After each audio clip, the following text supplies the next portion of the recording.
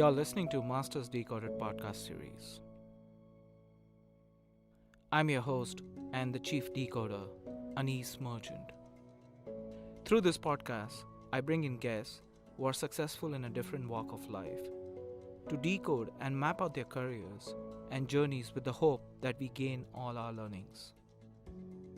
The world around us is changing exponentially, and how the impact of artificial intelligence, technology, and other socio-economic factors have either influenced or enhanced my guests' careers.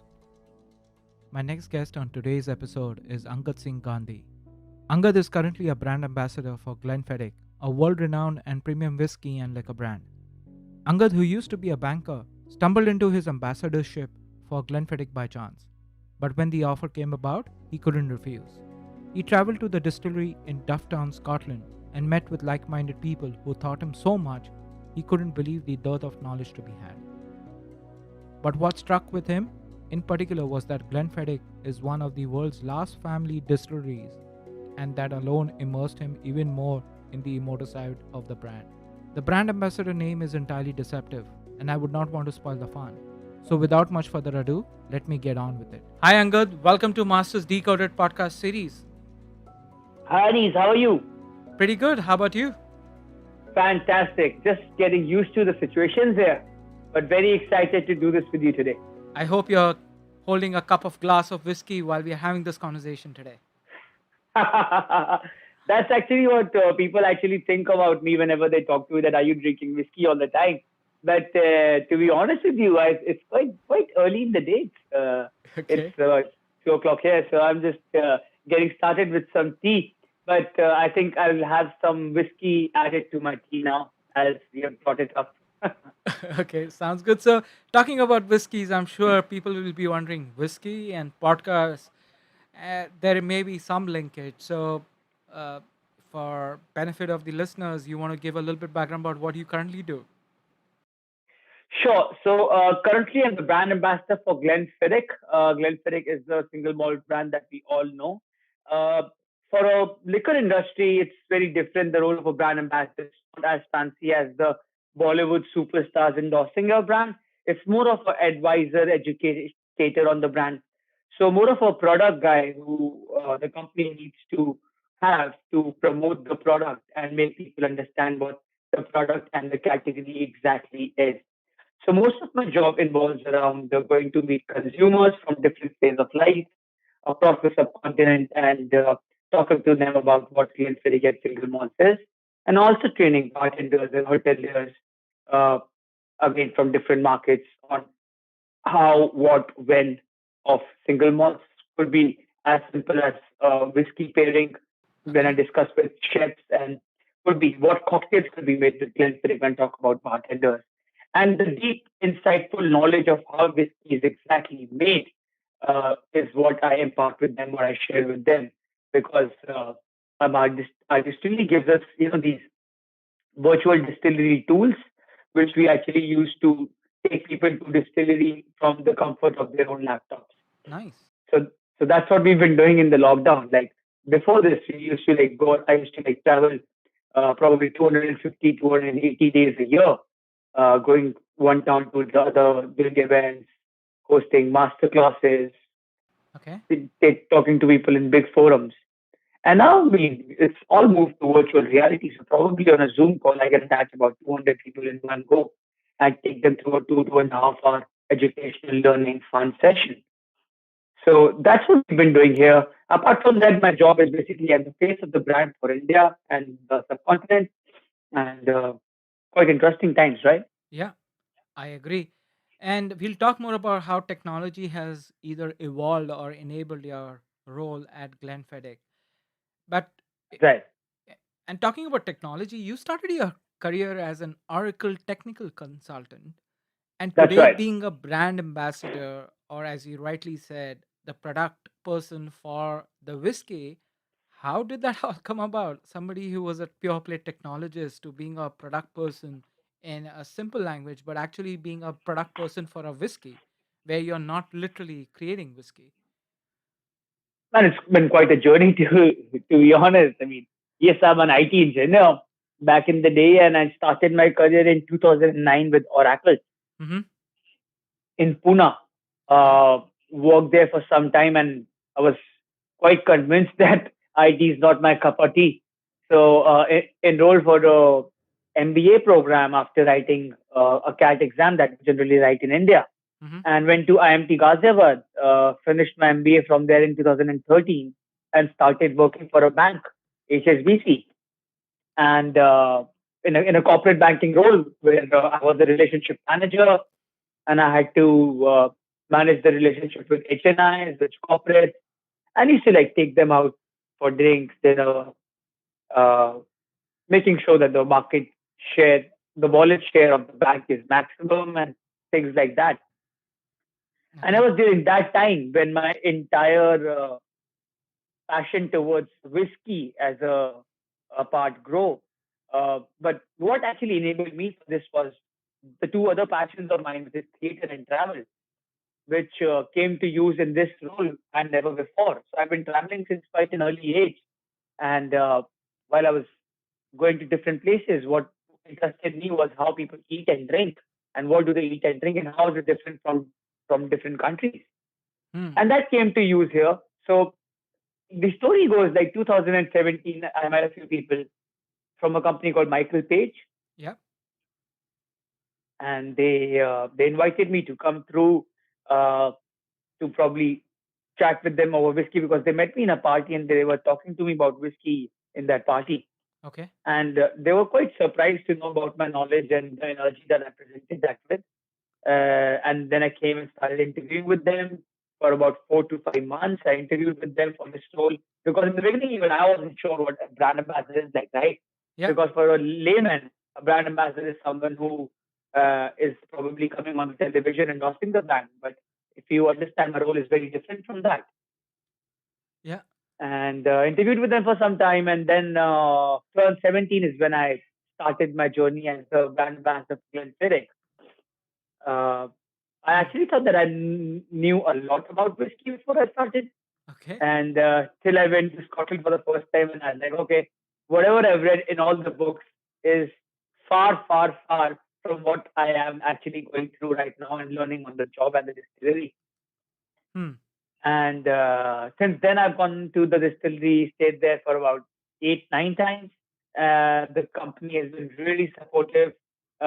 Being a family-owned and family-run distillery, that's what we pioneered it, and it's just been going stronger since then. Nice. So you spoke about being to Scotland, and I do see a Scottish accent a little bit on this conversation. But I've seen a YouTube video where somebody has asked you to. Yeah. So let's do it. Let's do it on this call. And Mate. For Chile, Scottish is basically English. After you're drunk, mate. So, I mean, Gaelic is quite a thick accent, yep. Doric or Gaelic. There's so many accents in Scotland which are mostly very thick Yep. uh, from the throat. So initially when I used to go there, there were half of the words that I myself didn't understand. And then, you just have to like start living there for probably a month and then you start picking up things what people are trying to say. That's great. I remember I used to ask how's the day going to a friend of mine in Scotland, and every day he used to say the same thing. So I used to say, hey, Andy, how's the day going? Fucking shit, mate. And I was just asking her, hey, Andy, how's the day today? Just like yesterday, fucking shit, mate. And every day he used to give me the same answer, and I used to like really feel super fascinated about it. Uh, and it's because Scotland, if you know Scotland, it's a country with a great weather. We get a 20-minute window that we call summer yeah. in the entire year. It's probably raining all the time, so people are quite entertained with that. And if you go to any pub in a small town in Scotland and you start talking English with them, after 10 minutes you'll be like, "What language are you guys speaking? Because this is not English." Yeah. Because of the thick accent. Yeah. But then it became a joke, and my friend Dave Paradise with that video, he's like, Angad, I need to show how you speak English, how you speak Gaelic to my friends in the US. And he's basically a Scottish guy. who is the ambassador in the US. So he came through and we did like a fun session. And whenever I go back to Scotland, everybody's like just entertained and seeing me make fun of the Gaelic accent That's great. there. No, it's amazing, to have that, and language is such a beautiful thing to learn as part of Yeah, your career. no, Talking absolutely. uh, talking about the language and your current career, did you ever think that you'll be a brand ambassador for a brand like Glenfiddich, which is a world-renowned brand, and it almost has a cult of its own? Not even not even my wildest dreams would have I thought that I would be probably doing this job someday. Mm-hmm. Because this actually sounded like a dream job when somebody explained it to me. As Yeah. uh, I was blowing all the money that I made in the bank on whiskey, and they said that okay, we're gonna give you money to drink whiskey, and I was like, okay, that's exactly what I wanted all my life. Yeah. But to be honest with you, I mean, I never thought that I'm going to be something like a brand ambassador for Lensfitting, but I always knew that my my core competency is talking to people and talking about a product is something that fits in perfectly as it involves the theater background as well that I've been using. And that's why my Instagram handle is also Drams with Drama Okay. because theater was a very integral part of me growing up. I started theater when I was 12 years old. And when I got this job, I thought that that's a great opportunity to integrate the two passions that I have, and that is exactly what has worked out for me. Okay. So you spoke about you getting paid now to drink, and you did speak about travel and speaking to a lot of folks, and then you also bringing in the theater angle. Yeah, Are these the only perks of the job, or there are many more which you get? quite a few. There are quite a few. To be honest, I mean, what is basically a perk in the beginning, the over excess of that sometimes bothers you as well, right? Right. So, I mean, what was basically the best part about my job was travel. And when I started, I used to love the travel, like new fancy five-star hotels every day, just flying from one town to the other. Everybody looking forward to meet you. I think it's a good lifestyle. But when you do that for for probably a couple of years Yeah. non-stop, that's when you start getting tired and you like look back and you say that okay, man, I haven't been home for a long, long time now. Mm-hmm. And that's when you probably get the first hit of that, that, okay, maybe I need a break, right? I need to relax, I need to calm down as well. Uh, and that's what started happening for happens for all of us. And luckily, now we're all sitting at home for 3 months, and I'm like, my life has been taken away from me because I haven't traveled in 3 months. But to answer your question, in terms of the perks, uh, meeting people that you look up to is Mm-hmm. one of the biggest perk of my job because these people have so much of knowledge, like the craftsmen that I meet. And I'm not sure if you've seen the last live session that I did with our malt master, Okay. master distiller, Brian Kingsman,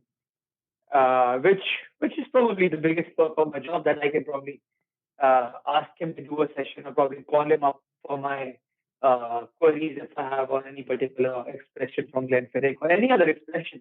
Because Nice. there's so much of knowledge there in the distillery that we have. People with work experience of 60 years of working in the distillery. I Mm-hmm. would like to mention here a friend and a mentor of ours, a guy called Dennis McBain, who Okay. joined the distillery when he was probably 16 years old and has been with us for over 50 years now. Wow. I know the legends, right? These are the people who can give you the knowledge that no book in the world can. Yeah. And that is probably the biggest perk of being in this job with Glenfiddich, to be honest. Very interesting. And when I look at this category which you're focused on, almost like a product marketeer of sorts, it's also a very taboo topic, I would say. I would put it in that, or I would say it's a taboo category, especially in a country like India, where I'm sure there are certain class of people don't look at it in that way, and there are certain class or a race would look at this as a taboo. So how do you circumvent that? How do you navigate that particular thought process? Alcohol was generally a taboo topic for the entire country, uh, and still is for probably more than half of the country. Now, the things have been becoming better in the last 5 years on these parameters. Couple of examples of that. Mm-hmm. If you would have seen that how we actually celebrated occasions and marriages and festivals back in the day, where in the same family, different generations are coming together and sharing a drink, Yeah. and that's how I taboo is getting removed. Secondly, no parent was happy with their kids working in the alcobev sector.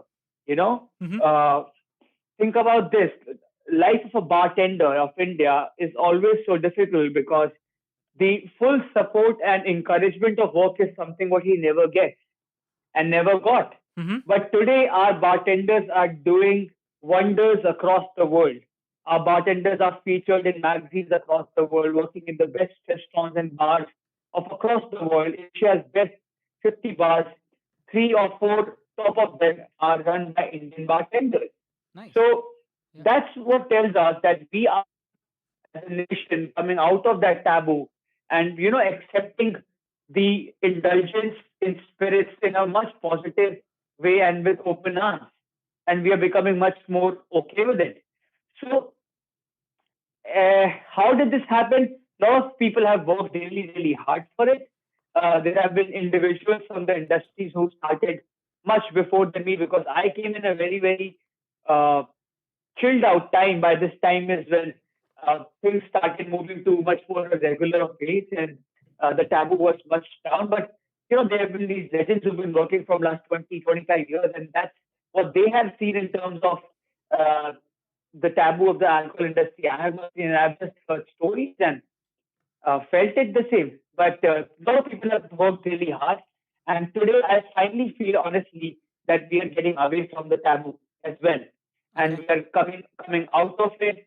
We are much more open to talk about it, at least in the tier one cities, in cities like Bombay, Bangalore, Delhi, and these bigger chunks, these bigger metro cities. Uh, but on the other hand, when I see the other parts of the country, the other smaller cities, I still feel that will take some more time probably for them to be on the same page. Mm-hmm. Biggest thing there is that I see so many of these new boys, new bartenders coming from those small towns and doing amazing in their jobs, and that's what gives me a positivity that okay, our country is finally accepting the whole occupation and whole industry of alcohol in a much positive way. That's interesting. And I really like the way you're saying alcobev in throughout this conversation. So it's not just an alcohol, but it's a beverage too. Uh, Absolutely. yeah. Uh, and which people don't think, they always thought alcohol as alcohol and beverages were always the non-alcohol part. That's again a very interesting classification in this industry specifically. But So, Anis, if you yeah, if you think about it, yeah. I mean, in Western countries, when you go out to someone's house for even dinner, Mm-hmm. Yep. uh, beer and wine are two things that is a must have. You just sit down and you have that, and you do not actually consider them as hard liquor, Yes. because and in our country, beer and wine is also perceived as a super alcoholic beverage. So there are a few mental notes on that front, because at the end of the day, uh, from enjoying a drink to indulging into a drink is a two different parameter, and probably that's what we need a better understanding of as a socioeconomic culture. Mm-hmm. Uh, if we can probably take this as more of a drink that we are just enjoying for the taste of it, and enjoying responsibly in small quantities, rather than indulging into it and drinking it from a point of view of getting hammered, which is a totally different ball game. So that's where the perception of people actually changes. Yeah, The more people know that, okay, this is just something that you're enjoying with your food to give you a better palate, to give you a better taste of your food, it's a great thing to have. I agree. And anything excess in life is always bad for health, Absolutely. Absolutely. as they Yep. say. Absolutely. You spoke Very about, important yeah, to it is. drink judicially. Yeah. Yeah. Sorry. No, no. I think you were perfect on that point. You spoke about the taboo and uh, people having a career in this industry was not looked upon. So, how did you convince your family, or was there a convincing required? But by the time actually I got into it, it was quite late. So I had already crossed that that timing of convincing my family now. Okay. But my folks are quite chilled out on these things. Okay. It's because I got into it after a job of corporate banking, so they Okay. knew how serious my work was, and they're like, he's making decent money. He's bought himself a house. He knows what he's doing. He has hands on of what he's doing right now. And moreover, my father drinks whiskey. He loves his whiskey. So he was quite proud of me when he heard about something like that. And he was like thrilled. And for a minute, he's like, Angad, will you be sponsoring my whiskey for some time now? That was probably the biggest That's thing nice. that came, that's what came to his mind in the beginning. Hmm. But they're honest, humble people. And for them, that was never a challenge because our culture, Hmm. our family cultures, my uncles and my aunts and all of them have been drinking alcohol in small quantities uh, since since I've been growing up. So I have seen this as a part of the family all throughout. Hmm. To be honest, and it's nothing new that is coming and striking us. And they all understand that because of how they have been groomed, how they've been educated, how they have lived their lives, and they understand that this is a part uh, of our life, and it's good to enjoy it at the right happy moments of your life. Yeah, Just makes the best moments out of it, right? that is correct. Right. Switching a gear a little bit, and you did mention before we started recording about how life has evolved or improved or changed for you since you're not traveling too much, but you're still connecting with people, connecting with consumers, connecting with chefs, connecting with different variety of folks as part of your job over technology and using different video-based conferencing facilities to do that. So, Right. but taking technology as a larger topic, how has that impacted your career being a global brand ambassador, or at least the brand ambassador in India for Glenfiddich? Right. Right. Uh, so what I'm going to say about this is that before these 3 months started, Mm-hmm. a lot of things that seem to be a challenge to be done on a technology platform are now probably the biggest advantages and gains that we have in these times and for the people here, because all the hotels in the hospitality business took the biggest hit of Mm-hmm. this, Mm-hmm. and which we thought and we were very depressed about, and what is to be done to keep the energies high, to keep them back in work and stuff. Yeah. So the master classes that I was mentioning before that I used to take from one city to the other, and I used to be catering to probably a 40, 50, 60, 70 people in a class. Now that number has gone up to probably a 200 in Wow. just one class. And I'm doing that from the comfort of my house. I don't have to wear a suit. I don't have to travel uh, 5,000 kilometers to go and deliver that. And it's been delivered with almost the same energy and same passion. Secondly, the benefit has been that the people of the hospitality industry, they have been they have enough time right now, because generally these people are really busy. They have long shifts, and Right. you have to be really consider about how they have been managing their time, because working in a hotel is a very very difficult job, That is and correct. even the GM or the FMB head, the people of those high positions of their jobs, they work super hard Mm-hmm. every single day without any regret, with a smile on their face, just to make their guests feel special. So we can't just barge in their hotels and tell them, okay, I'm here, I'm the brand ambassador, I want to conduct a session right now. Because that's not how it works. You have to block time in advance, you have to send a mail of what you want to cover, how will it be beneficial for the candidate, and then you go down and do your training. Mm-hmm. It's a very, very formal setup. But in this long term time, we got enough eyeballs and enough ears hearing our sessions, and that was great for the brand, great for advocacy. And probably these people will remember that when everything was shut and we didn't have much to do, this guy came and he told us about some things too. And these talks are just not about whiskey as well. I mean, I can't just go out and just keep talking about whiskey. It has to be about a larger picture of things, that how this current situation is, how the situation will become better, and what could we do in this situation to Yeah. make the most out of it. Hmm. And technology has been probably the biggest gift that we have in conveying that. Uh, like you and me as recording this over a call, and we are sitting in different cities, Yeah, and still we are recording it with so much efficiency, complete clarity of thought, and ease of our homes, right? that is correct. And speaking about technology, and one thing which really got me interested and made me think that today people who are product marketers, Right. they always believe that uh, I should promote my brand or I should promote my product more. But one thing which I'm also seeing, which is very interesting and unique with,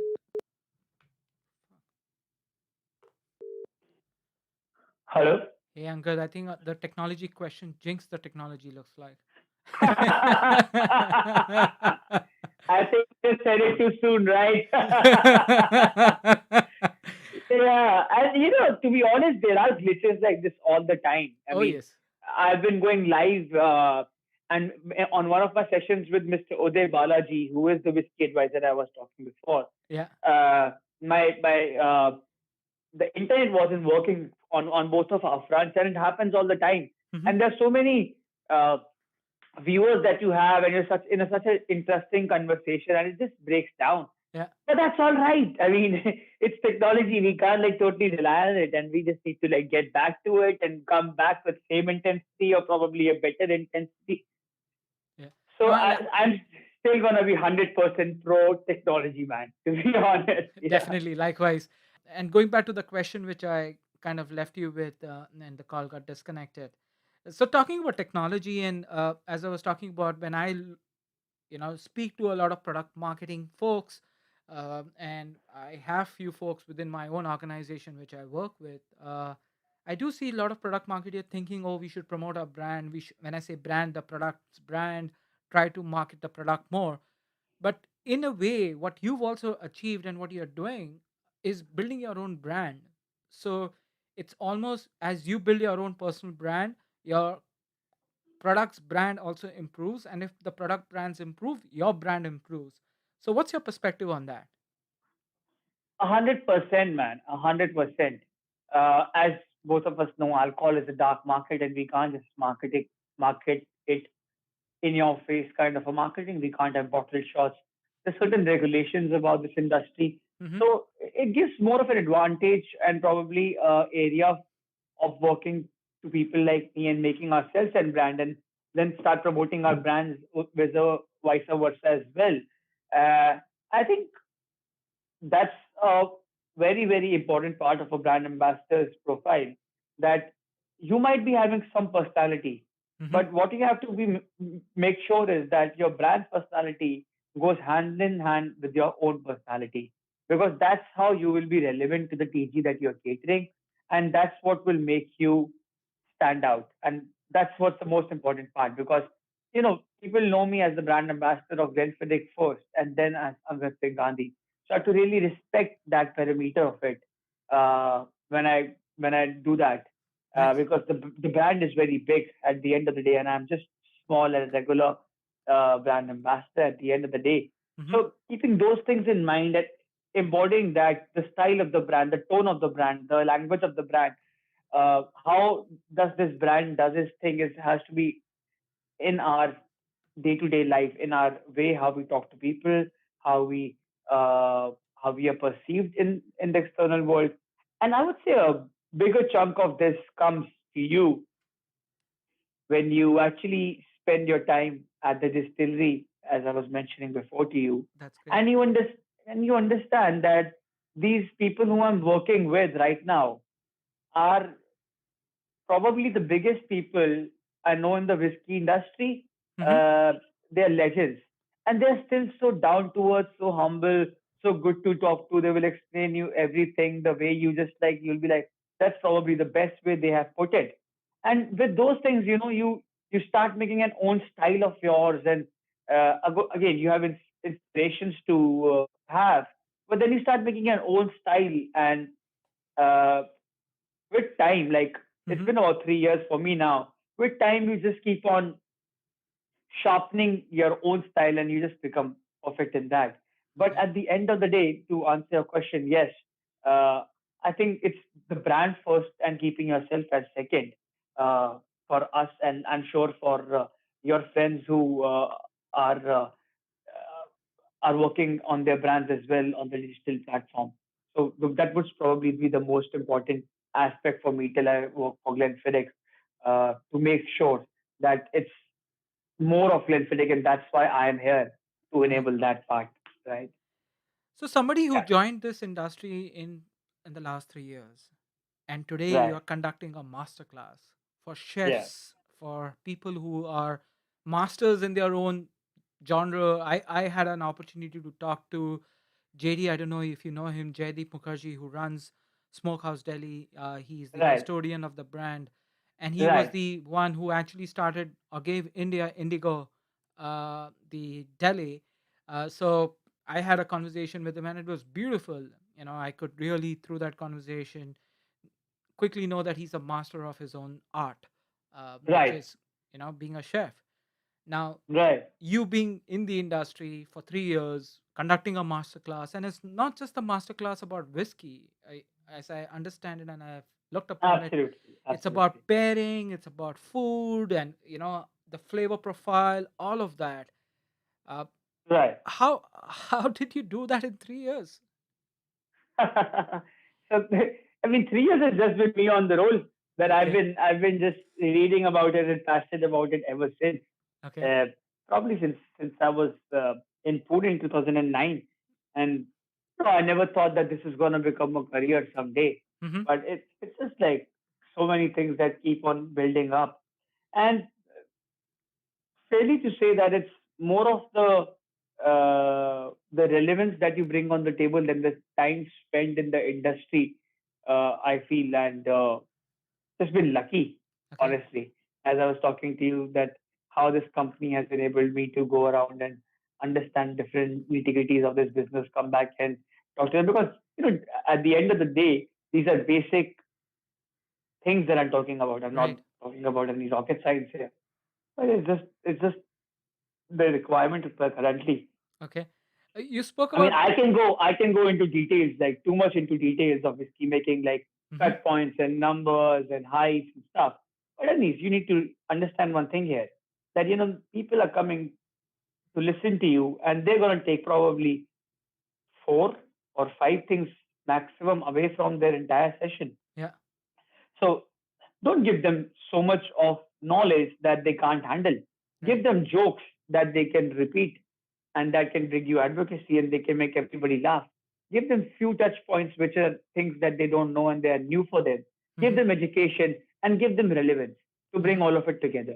And that's what I've been doing, man, honestly. That's interesting way of approaching it. Uh, and speaking about the flavor profile and the masterclass and all of that, how did you keep yourself abreast of all the knowledge, because there's so much of new food types, new cuisines showing up in the market, and you spoke about beer and wine, and there's so much of available today for Yep. a end consumer to indulge in, especially From in this across the category. world, right? Yeah. Absolutely. From across the world, that's what we get our hands on. So we are 24 ambassadors of Glenfiddich Mm-hmm. globally, Mm-hmm. and we have a malt master, and we have like a huge uh, business team that sits out of London as well. Mm-hmm. So we take it as a duty of all of us to keep everyone educated. Mm-hmm. Once in a year, we all meet in some country, and we are taken through these trainings, which probably increases the knowledge on different categories. Probably, so give you an example. Last year we were in France, Mm-hmm. and we had a lot of master classes on champagne, on cognac, on armagnac, things like that, right? Mm-hmm. On wines, we went to Bordeaux, we went to champagne. So just to like get more experience, more knowledge about it. And whenever you eat something and you drink something and you see something, you always like to start thinking that how can I inculcate that in with Glenfiddich, with my brand. Our ambassador in the US is right now running a program called I think the Glenfiddich kitchen recipe or Glenfiddich family recipe, Nice. family recipe. So in that you can make anything using the product. Could be a cake, could be a curry, could be a dish, could be a pasta, could be a drink, could be a cocktail, Yeah. could be ice cream. Mm-hmm. And that's what she's trying to make. So that would be very very educational for us when we see that how we are doing that, and it will give us a lot of knowledge.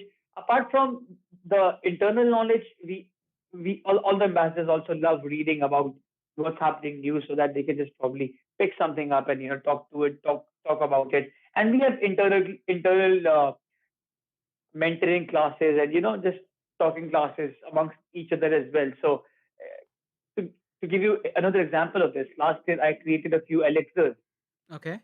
for the country to be paired with Glenfiddich 12-year-old. The idea was quite simple. Uh, 3 drops of this elixirs in your whiskey will accentuate the flavor, will bring a better nose, a better palate.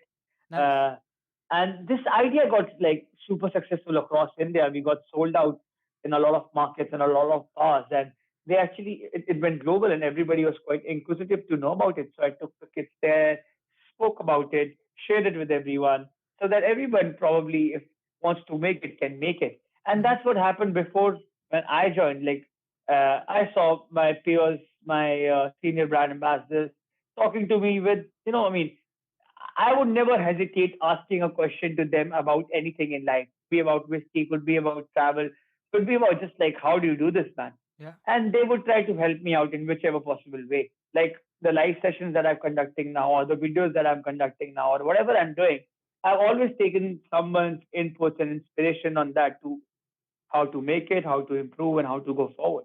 And that's such a big uh, knowledge powerhouse that we as a brand Glenfiddich has. That's probably the biggest takeaway from it. Beautiful.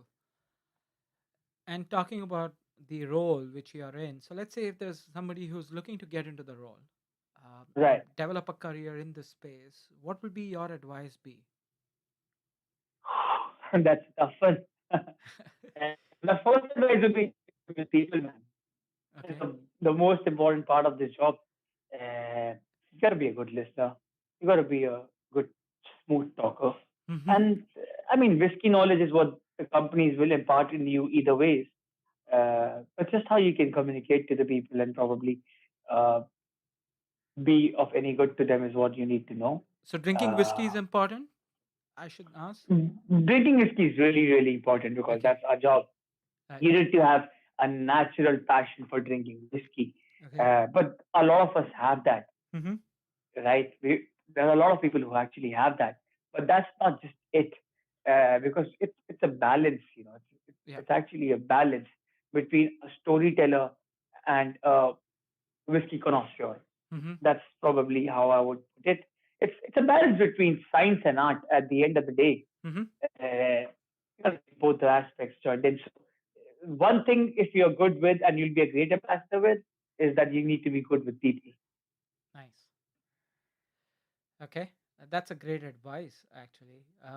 And talking about being great with people, whom do you consider as a mentor for your career, not just for this role, but for your entire career? Or do you have a mentor whom you look up to? There are. I mean, there are people who I really, really look up to, and from a mentor point of view, Stone Grant Ralph, who is our global brand ambassador, Mm-hmm. and I've seen his journey, and he has been quite a mentor because I've asked him about quite a few things in life, and Okay. not only just whiskey, but how to balance your life when you're an ambassador, or how to uh, understand and go around with people, as I keep on saying people again and again. Right. So he has been quite a mentor for me for an ambassador role. Uh, for for life and for these another things of switching industries, I always take Boman Irani as a great inspiration. Okay. such a late age of his life of being a photographer. And then before he was a baker, from a baker, he became a photographer, excelled in that. From there, he became an actor, excelled in that, and just kept on going forward and forward. Uh, just like it's super inspirational for me. Whatever you do the best, right? Uh, Recently, I was watching this documentary about Michael Jordan's life, Mm-hmm. called The Last Dance, and I was Mm-hmm. like wondering, what an inspirational guy. Played basketball for so long, won 6 championships, came to baseball for a year and a half, just because he wanted to do it. Mm-hmm. I mean, he had no need to do it. He was on the top of his career. Just because he wanted to do it and he really wanted to give it a shot, he did it. So these guys really inspire you from that particular angle, Yeah. I feel. Yep. No, talking about Bowman, I actually want to get him on the show. So one day, definitely. No, absolutely. Yeah. What a delight to listen to him, right? I've listened to Uh, him once. I have had an uh, opportunity to do that uh, in a crowd, though, not in individually, but definitely would love to nice. get him on. Yeah. I once had a pleasure of sharing a drink with him Nice. in Mumbai, Okay. and it was a balcony evening, Okay. and it was really, really inspirational. I mean, that was one of the evenings when I was absolutely quiet, and everybody was like, "Angad, why are you so quiet today?" I was like, "Because I'm absorbing as much as I can from this guy right now. I Hmm. don't want to waste it by saying what I already know currently." Yeah. Absolutely Impressive. brilliant Impressive. guy. Yeah, it is. He is definitely. On that note, Angad, we've had a nice conversation through this small 45 minutes we spent together on this. Any perspectives which you would like to share with the audience, which you feel motivated and I may not have touched upon? uh, just like stick through these times, man. Okay. And just want to tell everybody to just stay safe with your family, stay in as much as you can, and just like wish for these times uh, to get to pass by soon, and make the most out of it at the end of the day. If you can pick that one thing that you always thought you never had the time, I think this is that perfect window that God has given you to do. So if you Mm-hmm. can do that, that's great, man. I'll be really, really happy. And just keep driving. Pour yourself a 60 ml uh, splash of water and Nice. splunge away. On that note, I think I'm sure a lot of listeners would want to go ahead and get a glass of whiskey and have a toast to you and to themselves. So Absolutely. thanks for sharing that journey, and it's been an interesting, liquory, and I would say fun conversation as people would have in a typical bar or over a glass of whiskey. I really appreciated that. It's been an absolute pleasure and honor to be a part of this, Anis, and thank you so much for making me do this. It's my first podcast ever, and I really enjoyed it, to be honest. That's great. Uh, and it's a great learning from you that you've given to me. Probably I'll make a few more and make you proud on that. Looking forward to it, and do share it, and I'll happy to listen to them as well. Sure, man. Thank you so much. You have a fantastic day ahead. Thanks, Angad. You too. Bye bye. Cheers. Bye. Cheers. Thank you for listening in. And we close yet another episode of Masters Decoded. If you've enjoyed the episode, please, you can help us out by sharing it on social media. I would personally appreciate that. It's how we can reach more listeners, and the more listeners we have, the more awesome guests I can get in touch and convince to participate in these conversations that are a joy to have for me, and I hope they are a joy for you to listen as well. You can also help a lot leaving reviews on iTunes or your podcast service of choice. Reviews are surprisingly helpful in supporting the podcast to get to more listeners. If this episode has intrigued you, I would request you to subscribe to the podcast to stay up to date and get notified to the future episodes. With that, I bid you and see you in the next episode.